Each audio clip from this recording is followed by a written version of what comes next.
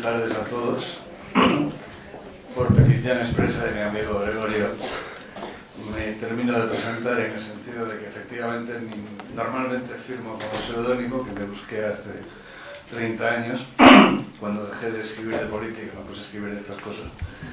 Y ese es Caius Apicius. Caius Apicius, ahora me dicen que se dice Caius Apicius, los latinistas.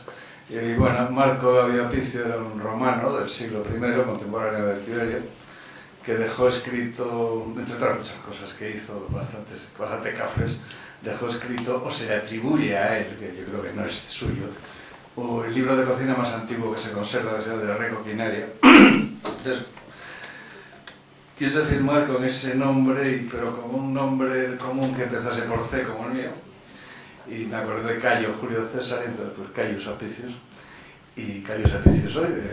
Tenéis así en montones de periódicos online y en montones de periódicos en papel, tanto en España como en América, o Filipinas, o Japón, 100 y pico en total de la semana. De tanto de escribir como Caius Apicius, de vez en cuando veo una conferencia de alguien que para apoyar sus tesis dicen que ya decía en el siglo I Caius Apicius. Claro, yo tengo que decir que voy cumpliendo años, pero que no me iba de vinos como el hijo de Tiberio, un germánico, no tuve ese privilegio. En fin, después de todo, Carlos me ha dejado alucinado. Y es que cada vez que oigo hablar de construcción me echo a temblar, pero bueno, esa es otra cosa en la que no quiero entrar ahí. Y supongo que todos ustedes, pues cuando han leído en el programa lo de gastroarqueología, se han quedado como estaba. Yo también. No, yo es que hace ya varios años, pues, cosas de estas, en entrevistas y en actos, estaba cansado ya de ser presentado como lo que casi nunca he sido, que es crítico gastronómico. Yo entiendo por crítico gastronómico el que hace crítica de restaurantes, le sacude palos, etcétera, etcétera. Yo eso lo hice 8 años de mi vida en una revista que ya no existe y no lo he vuelto a hacer, ni pienso volver a hacerlo porque no me gusta. Entonces pedí una entrevista que se me considerase, ya que parece que costaba tanto trabajo poner periodista gastronómico o miembro de la Academia Española de Gastronomía, o la Real, que pusiera, ¿qué es usted? Pues un gastroarqueólogo. Me lo haría así, por las buenas. Pues, tampoco le di demasiada importancia, después lo he repetido muchas veces, pero claro, mi sorpresa ha sido factorial cuando mi amigo el doctor Varela Moreira me invita a hablar en este foro de gastroarqueología. Bueno, supongo que nadie mejor que yo, así que vamos allá. Lo de gastro supongo que no tiene mayor problema, no hace referencia, como lo hace en medicina, al estómago como órgano, sino a lo que llamamos gastronomía. Se habla mucho de gastronomía últimamente, incluso se utiliza el prefijo gastro para nombrar muchas cosas, darle nuevos nombres a cosas viejas. Yo creo que yo recuerdo así conscientemente lo he empleado en 2 palabras de nueva creación, o eso creo, son de nueva creación. Esta de gastroarqueólogo, sobre la que hablaremos después, y otra dedicada al Camino de Santiago, que fue gastroperegrino. Esta de gastroperegrino tuve la satisfacción de verla traducida en publicaciones francesas e inglesas, ¿no? Gastropelerin y gastropilgrim. Me hizo gracia lo de Pilgrim, sobre todo, porque me acordé del hombre que mató a Liberty Balance y John Wayne llamándole a James Stewart Pilgrim cada 2 minutos. Me hizo ilusión. La verdad es que no fue una cosa difícil, fue simplemente una adaptación al Camino de Santiago del término gastronómada. Gastronómada fue un tema acuñado por un hombre que fue considerado el príncipe de los gastrónomos del siglo pasado, tal Maurice Montsellant, que también firmaba con seudónimo de Kurnonsky, porque cuando le ofrecieron escribir de gastronomía era secretario del duque de Norfolk, y le pidió permiso a su señorito, y el otro dijo que sí, pero que tenía que firmar con seudónimo. Entonces este hombre se preguntó ¿por qué no? ¿Por qué? O sea, ¿por qué no? ¿Por qué no en latín Kurnon?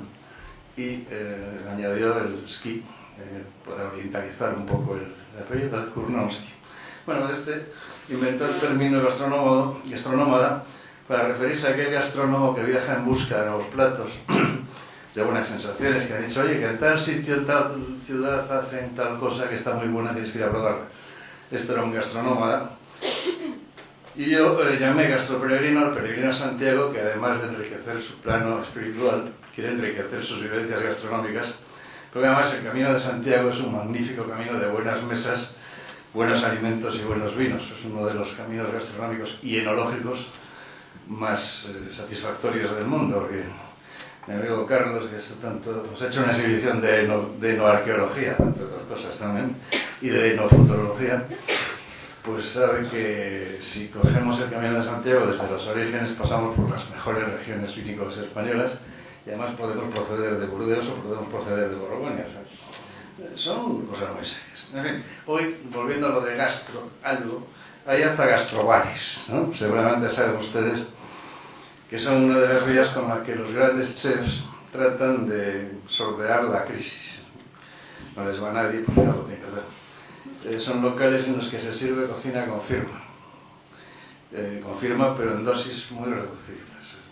Un poco como, son casi tapas más o menos, pero tapas teóricamente de altísima cocina, de alta cocina por lo menos. La verdad que tampoco es nuevo, esto lo lleva haciendo 30 años Ferran Adrià en el Bulli, sirviendo lo que llama tapiplatos, es decir, de los 40 cosas que te pone delante a lo largo de una comida, pues a las tapas les llama snacks, que son un mero bocado, y a los platos les llama tapiplatos, que son en vez del bocado 2. Pero bueno, esto se estaba haciendo y a la gente parece encantarle, ¿no? Pues todo el mundo se deshace de ganas de ir al Bulli, y todo el mundo, sobre todo los que no han ido, hablan del Bulli, ¿no?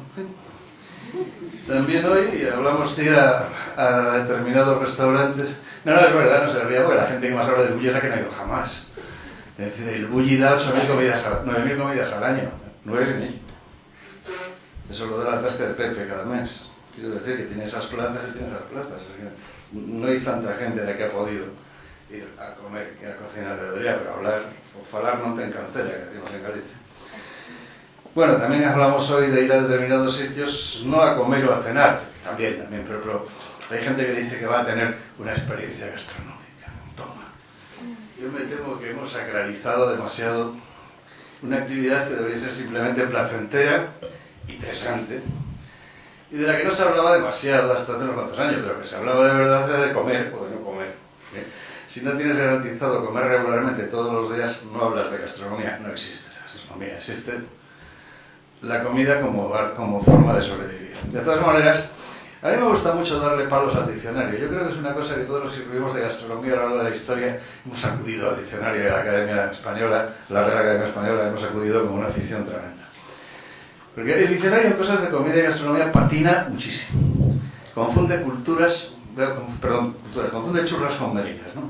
Define gastronomía, en primer término, como arte de preparar una buena comida. Es decir, cocinar.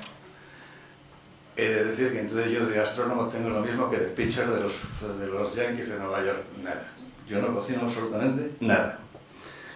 Según el diccionario, no soy un gastrónomo. Segunda acepción, afición a comer regaladamente. Yo creo que también es incompleta.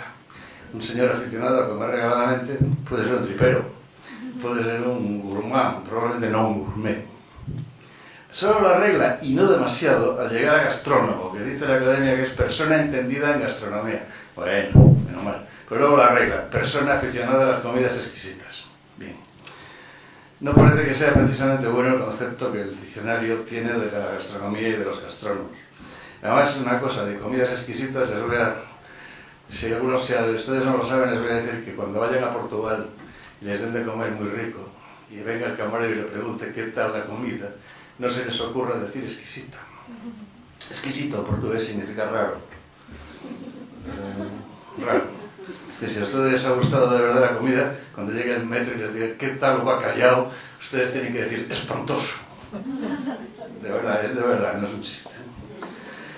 Bueno, pues visto la gastronomía, vamos a la arqueología y al diccionario. Dice que la arqueología es la ciencia que estudia lo relativo a las artes, los monumentos y los objetos de la antigüedad, especialmente a través de sus restos. Yo le pongo el prefijo gastro delante y me quedo con algo que quizá no definiría como ciencia, por lo menos de momento, pero sí como afición a estudiar lo relativo a los alimentos, los vinos y la cocina del pasado, más o menos antiguo. Lamentablemente no a través de sus restos, porque apenas hay. Las cosas de comer acaban descomponiéndose. Quedan restos de semillas, conchas, huesos, poca cosa y no nos vamos a meter en temas coprológicos, ¿no? Tenemos la escatología para otras cosas, ¿no? El diccionario nos dice también que una cosa arqueológica es algo antiguo, desusado, sin importancia actual, o sea, obsoleto.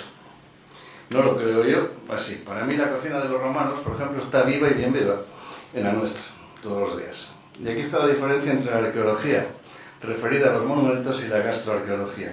Entonces, cuando veníamos por aquí, mi mujer me decía, tienes que decir que los arqueólogos hacen que conozcamos el pasado y cómo vivían y cómo actuaban nuestros antepasados en épocas muy antiguas. Pues eso voy. Nosotros estudiamos con los gastroarqueólogos, o el gastroarqueólogo, las cosas antiguas, pero cosas antiguas que siguen en gran parte vigentes hoy. Muchas veces partimos de la hora para llegar al antaño, vamos retrocediendo, vamos hacia atrás en lugar de ir hacia adelante, vamos buscando los orígenes de las cosas, investigando cómo se actuó, cómo se hacía.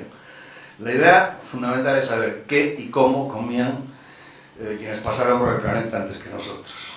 ¿Qué queda de todo eso? ¿Cómo ha llegado a nosotros? ¿Por qué ha desaparecido? Si ha desaparecido. La verdad es que, por ejemplo, de esto de desaparecer, yo siempre pensé que cuando un plato, una receta se ha perdido, era casi siempre porque no merecía la pena conservarse. O en esos, salvo esos casos de secretismo a ultranza que todos conocemos, que han practicado cocineros y amas de casa en todos los tiempos y que se han llevado sus recetas a la tumba, donde poco les van a aprovechar ni a ellos ni a nadie. Es un desastre. En fin, la cosa es que yo siempre fui aficionado a la historia. Yo, como bastantes de los que hay aquí, creo, estudié farmacia en una facultad mítica, Fonseca, en Santiago. Estudié farmacia y no la llegué a terminar gracias a cierto catedrático de orgánica. Sí, el señor Montañés, que alguno ¿no? Digo que estudié farmacia por vocación. Es decir, vocación quiere decir que mi padre tenía una botica estupenda en la colonia. Vocación. Entonces luego, pues ya cuando decidí que la orgánica y yo, la orgánica no merecía la pena para vender potitos, pues me hice periodista, que me gustaba mucho. Me gustaba entonces mucho la profesión. Hoy ya no diría yo que me gusta. Esto ya lo llevaría a otro tema. No la mía, sino el periodismo en general. Pienso ahora, cuando ponerme a estudiar, me parece una cosa ya un empeño inútil, ya 10 años, que lo que me hubiera gustado de verdad ser filólogo o historiador, ¿sabes? Es decir, ocuparme del origen e historia de las palabras y de los hombres. De las palabras me interesa mucho, como ven no tengo apoyo gráfico detrás, apelo al Evangelio de San Juan, al principio del Evangelio de San Juan, y digo, en principio fue la palabra. Pues apelemos a la palabra, que me gusta mucho más que... Nunca he creído eso de que una imagen vale más que 1000 palabras. Una imagen, como no te la expliquen, no te enteras de nada. Bueno, que ni soy filólogo ni soy historiador, pero siempre busco la etimología de las palabras, que a través de ellas rastreo sus orígenes y busco en todos los textos históricos referencias al campo de mi actividad, que no suelen faltar, ¿eh? Hablo de textos históricos, no de novelas históricas, que es otra cosa, ¿no? Textos históricos. Mire, libros como la propia Biblia, libros como Las 1001 noches, libros como nuestro Quijote, son minas de información gastronómica, pero auténticas minas. Por supuesto, lo son las obras de autores que se especializaron en ello, en historia de la gastronomía, como Néstor Luján, en España el doctor Martínez Llopis, dos fenómenos con cuya amistad me honré y de cuyo magisterio me beneficié. Hay muy buenas historias de la gastronomía, historias de la cocina, historias de la alimentación. Por ejemplo, la historia de la comida de Felipe Fernández Armesto es sensacional. Entonces el gastroarqueólogo lee naturalmente todo lo que cae en sus manos y hace referencia a gastronomía. Una limitación, una excepción a esto, los libros de recetas. Hoy, porque hoy salen recetarios como setas, procedentes de famosillos. No sé si ha salido el libro de cocina de Belén Esteban, pero debe estar. Claro, eso es verdad. Son libros de famosillos, de programas de televisión, cosas así, sin el menor interés gastronómico. A lo mejor hasta se vende alguno, hay gente para todo, ¿no? Hay gente que compra nombres, no obras, como sabe Carlos perfectamente, que hay gente que bebe etiquetas y no vinos, y empieza a haber gente que bebe precios y ni siquiera etiquetas. Yo me bebí un vino de 30.000 pesetas, ¿y cómo se llamaba? No sé, bien, perfecto. Eso pasa. Bueno, pues no tienen, ya digo, ningún interés ni documental ni culinario. Otra cosa son los recetarios de los grandes chefs.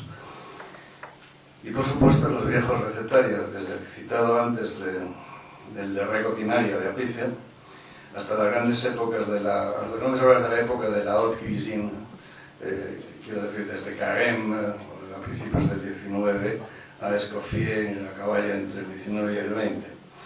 Los textos medievales, los textos renacentistas son casi siempre revelaciones, son muy interesantes porque vas rastreando un poco.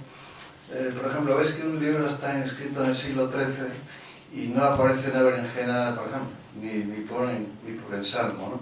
Y sin embargo, pues en un libro que es de 50 y tantos o 60 y tantos años después sale la berenjena. Entonces esto te permite centrar que la berenjena pues debió llegar en esta época. Entonces te permite saber quién la trajo. Bueno, el caso de la berenjena es facilísimo también por el propio nombre, que deriva del árabe clarísimamente. O sea, pero quiero decir que esta es la actividad, ir buscando la presencia de elementos que no existían anteriormente en las recetas, alimentos nuevos, no mencionados, se van incorporando poco a poco a la cocina de un país, porque toda la despensa venida de América en el siglo XVI.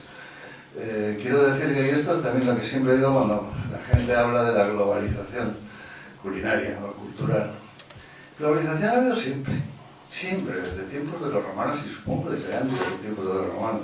Lo único que pasa es que antes un producto nuevo tardaba mucho tiempo en ser asimilado por una cultura diferente. Es decir, entonces piensen que el tomate llega a España en la primera mitad del siglo XVI y no empieza a consumirse de verdad hasta bien entrado el XVII.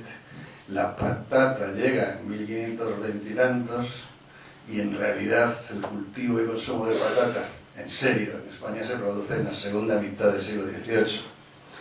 Hoy un cocinero japonés que descubre una alga nueva y la pone en un plato y a los 10 minutos lo tenemos aquí en un restaurante. Pero hoy tenemos internet y tenemos muchísimas cosas. Antes no tenían ni tele ni ninguna forma de una difusión rápida de estos conocimientos. Hoy, o sea, globalización sí había, bueno, los romanos iban a buscar los alimentos allá donde los había. No tenían fronteras, tenían fronteras que eran del mundo conocido, evidentemente. Pero bueno, lo cierto es que en esas viejas obras culinarias europeas de la Edad Media o del Renacimiento hay siempre referencias a la buena nutrición, consejos dietéticos, que no siempre son acertados, pero que ahí están. Yo, cada vez que me ha tocado hablar en un foro donde hay nutricionistas, hemos acabado en el conflicto salud-placer, que no tenía por qué existir. Juro que hoy no voy a entrar al trapo, pero lo único que quiero decir es que me temo que sigue siendo así. En general, los médicos expertos en alimentación y los gastrónomos llevan peleándose y discrepando desde los tiempos, me temo, del mismísimo Hipócrates. No hay manera de ponernos de acuerdo, porque lo primero que te prohíbe el médico es lo que está bueno, y lo que te recomienda es lo que no te gusta. A mí ningún médico me ha prohibido las acelgas, jamás. Pero lo que me gusta sí. Bueno, por eso decía yo hace un momento que lo arqueológico no tiene por qué ser necesariamente remoto ni antiguo. A ver, para un adolescente, la juventud de sus padres es arqueología pura y dura. Paleontología aplicada al hogar, vamos. Bueno, pues esa cocina de los últimos cocineros que he citado, Carême, que fue cocinero del zar Alejandro I, de Talleyrand, de los Rothschilds, nadie, y Escoffier, el grande de los grandes, es arqueología para los chefs de ahora mismo. Es una cocina inaplicable para ellos. Buena como referencia de lo que se hacía antes, pero también de lo que no se debe hacer ahora. No es así, pero en fin, no vamos a entrar tampoco en esos debates.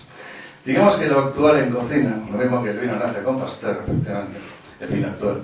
Lo actual en cocina nace por los años 70 del siglo pasado, con la Nouvelle Cuisine, que naturalmente surge en Francia, donde si no, siguen vigentes en la mayor parte de las cocinas las normas, el decálogo famoso, emanadas de aquella renovación culinaria. La gente hace en su casa hoy Nouvelle Cuisine, incluso sin ser consciente de ello. Es decir, le pasa un poco como un personaje de la obra de Molière, de Bourgeois Gentilhomme, que se entera estupefacto de que lleva 40 años hablando en prosa y sin saberlo, ¿no?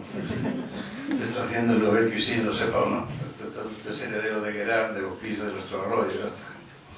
Pero hasta el Nouvelle Cuisine es cosa del pasado, por tanto, material arqueológico, para los actuales chefs que practican sistemáticamente una cocina de vanguardia. Esos chefs que alguien alguien ha definido, alguien les llama, que me hace mucha gracia el apelativo, los ego-chefs. David de Jorge ha sido el que los ha bautizado así. Bueno, con eso sí que nosotros no podemos, es decir, no hay nada menos arqueológico que la vanguardia de cualquier arte, de cualquier actividad. O sea, el arqueólogo, también el gastroarqueólogo, precisa una perspectiva. El historiador precisa una perspectiva. Precisas tiempo para juzgar y explicar algo. La vanguardia no es algo que ha pasado, sino el anuncio de algo que va a pasar, que ni siquiera sabemos lo que es, porque de cada 100 intentos cuajan 2 o 3. Lo que nos sorprende hoy, lo que incluso la crítica gastronómica jadea hoy, ahora mismo, puede no existir mañana, puede no existir dentro de unos meses. Puede haber pasado sin haber dejado más que un mínimo rastro en las hemerotecas, que es donde acudiremos después, años después, o que no sea más, para comprobar que eso existió y de paso a certificar su defunción. Así que dejemos la vanguardia, porque a mí como gastroarqueólogo la vanguardia no me interesa nada, y la verdad como gastrónomo muy poco, pero eso es otra cosa personal. Y volvamos a lo nuestro. Yo, que mientras alguien no me demuestre lo contrario, me considero inventor del término, me creo en posición de fijar también cuáles deben ser las pautas de comportamiento de mis hipotéticos colegas gastroarqueólogos. No es una actividad que damos que se ocupe solamente del pasado, de levantar acta de un pasado y quedarse ahí. No, eso es importante. El descubrimiento de nuevos datos siempre arroja luz sobre el caminar de la humanidad. Y no olvidemos que la humanidad, para seguir existiendo, tiene que hacer 2 cosas: alimentarse y reproducirse. Y la naturaleza, o Dios, o lo que ustedes quieran, ha hecho que las 2 actividades puedan ser muy placenteras, y por eso seguimos viviendo. O sea que comer ha de ser además un placer. Señores nutriólogos, ahí queda esa. Después, buscamos esos datos desconocidos o ocultos. Pero no para limitarnos a decir, los romanos lo hacían así. No, viene después la parte interesante, la parte bonita, que es seguir el rastro hasta nuestros días. No nos basta saber, por ejemplo, que ya los asirios en tiempos de Hammurabi bebían cerveza. Lo que queremos saber es cómo ha ido cambiando esa cerveza desde entonces hasta la sin alcohol actual, ¿no? La cerveza también, Carlos, sin alcohol. Arqueología activa, historia si se quiere, aunque a mí las palabras historia e historiador producen un respeto tremendo. Puede ocurrir que demos con cosas que se han dejado de hacer, hace mucho tiempo. Debemos juzgar si vale la pena intentar reproducirlas para ver si merecen ser recuperadas. En ese camino, claro, hay que tener en cuenta el tiempo transcurrido, que permite combinaciones de productos impensables para, por ejemplo, un romano de tiempos de Tiberio. Es decir, un romano de hoy, si ustedes lo llevan a la Roma de Tiberio, de Trajano, me da igual, y va a comer, se muere del susto, se muere del disgusto al ver que le faltan 3 cosas sin las cuales no sabe vivir. No tiene pasta, no tiene tomate, no tiene café. Se muere directamente. Los otros eran romanos, tan romanos como eran. No solo son los avances, o sea, los nuevos alimentos venidos de Oriente o venidos de Occidente, son también los avances tecnológicos. Hombre, a nuestra abuela le ponen delante una Thermomix, le invento un aparato del diablo, es un invento. Sobre un Thermomix, o un abatidor de temperaturas, o una roller, o estas cosas que usan ahora los chefs, los artilugios culinarios estos, nada. Y sin embargo pueden resultar claves a la hora de recuperar un producto olvidado, o una receta perdida, porque permite darle una cocción mucho más respetuosa con sus propias características, un tratamiento más adecuado. Y quiero decir que a lo mejor al definirme como gastroarqueólogo doy una impresión de labor poco activa. Bueno, la verdad es que no soy Indiana Jones, evidentemente. Ni siquiera soy Lancaster Merrin, ¿saben cuál? El del exorcista, que encontraba el demonio allí en Mesopotamia. Pero procuro que mi trabajo tenga aplicaciones tangibles, aunque muchas veces esas aplicaciones las comprobemos muy pocas personas, mi mujer y yo. Yo ya me vale. Pero es bonito y da muchas satisfacciones, da satisfacciones gastronómicas, pero también da satisfacciones intelectuales. Pero además, pues nada más, me gusta seguir siendo un contador de historias, que es lo que he pretendido ser toda mi vida, y me sigue gustando escribir para que quien me lea sepa algo más de lo que come y de lo que bebe. Y yo coincido con autores de la importancia de don Álvaro Cunqueiro o de Lord Bertrand Russell cuando decían que cuanto más sabe uno de una cosa, más le gusta esa cosa. Bueno, pues yo, si consigo que a través de la gastroarqueología y el periodismo que llevo, en este caso el gastronómico, 30 años ya, practicando semanalmente, y si consigo, he conseguido que alguien disfrute un poco más de un melocotón o de una becada, de un conejo de monte, pues me doy, iba a decir por bien pagado, no, me doy por contento. Me doy bien pagado ya son otros temas. Que ya, mi objetivo es pasar por esta vida estando lo más contento posible y procurar molestar un poco y enseñar algo, lo poco que sé, transmitirlo a los demás. Y ha sido un placer hablar aquí. Muchas gracias.